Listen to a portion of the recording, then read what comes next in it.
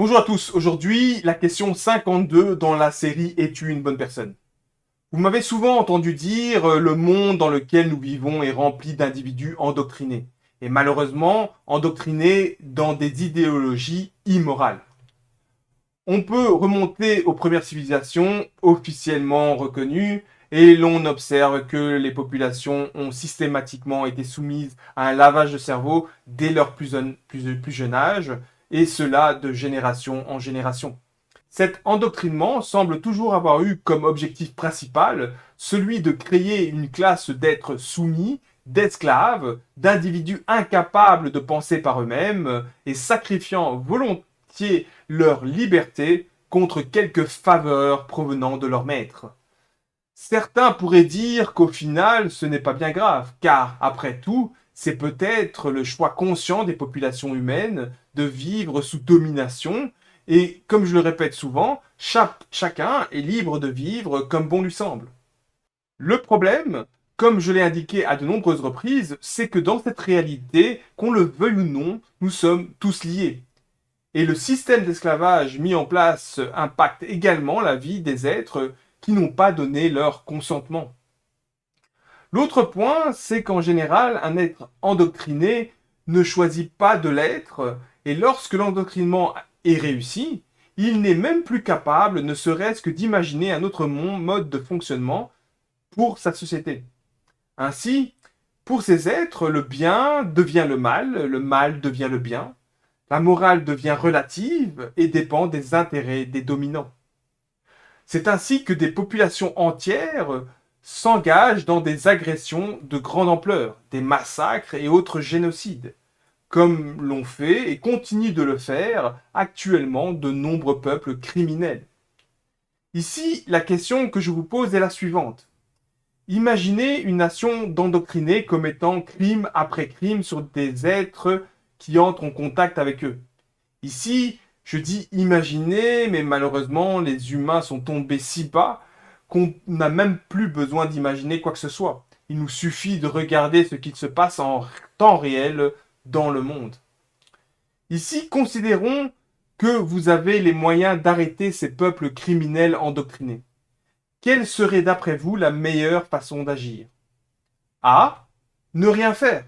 Car après tout, ces êtres ne sont pas réellement responsables de leurs actes. Libre arbitre ou pas, étant endoctrinés dès leur plus jeune âge, quel était leur véritable choix?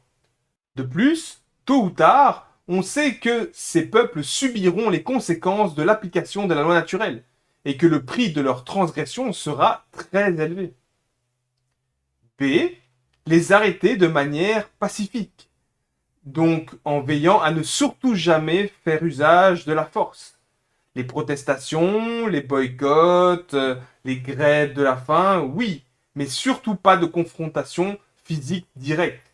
Car après tout, comme indiqué précédemment, ces criminels sont également des victimes du système.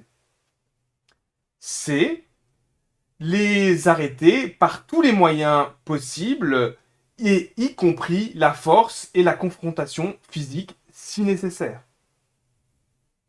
Je vous laisse le temps de réfléchir. Et moi, j'y réponds directement. Donc, la réponse est la réponse C. Les arrêter par tous les moyens, y compris la force, si nécessaire. Et avant même d'expliquer pourquoi, comprenez bien qu'ici, je parle bien de la force et non pas de la violence. Car la violence est un usage illégitime, immoral de la force. Tous les actes de torture, violence gratuite et autres crimes que l'on voit dans tous les conflits sont proscrits, et les criminels qui commettent ces actes méritent des conséquences à la hauteur de leur barbarie. Lorsque vous entreprenez une action afin de stopper des criminels en pleine action, vous n'êtes pas celui qui initie l'acte immoral. Vous êtes dans une position de légitime défense ou de défense d'individus victimes de ces crimes.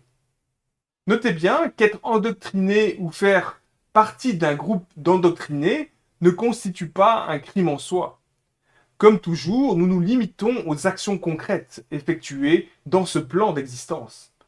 Si l'action crée une victime au sens de la loi naturelle, par le vol, le viol, l'agression, le meurtre, la coercition, le trépassement ou la tromperie, alors il s'agit d'un crime et le criminel doit être arrêté.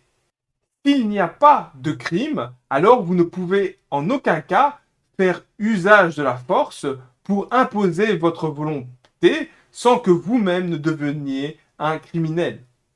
Donc oui, des peuples entiers aujourd'hui sont composés d'endoctrinés immoraux où les enfants y subissent un lavage de cerveau depuis leur plus jeune âge. La conséquence, c'est ce que nous voyons aujourd'hui, des êtres capables d'actes d'une sauvagerie peu commune. Mais malgré cela, même si l'on a conscience que ces criminels sont le résultat d'années d'endoctrinement, ce n'est pas pour cela qu'on leur donnera un passe-droit ou la permission de commettre des crimes comme bon leur semble. Malheureusement, avec les membres de cultes extrémistes, le dialogue pacifiste semble rarement fonctionner. Donc un recours à la force est souvent nécessaire. Avoir recours à la force n'autorise pas à commettre des crimes pour lutter contre ces peuples endoctrinés.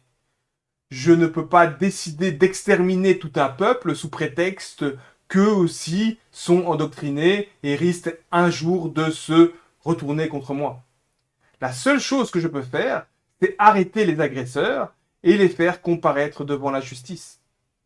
Malheureusement, le monde est rempli de peuples endoctrinés et immoraux, et les êtres justes ne possèdent pas la force nécessaire pour stopper tous les crimes commis partout dans le monde.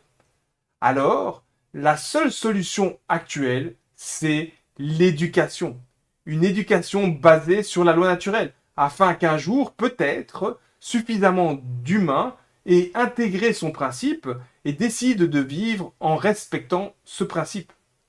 Cela semble être la seule voie qui nous est actuellement offerte pour changer ce monde, pour le meilleur, et clairement, ce n'est pas gagné.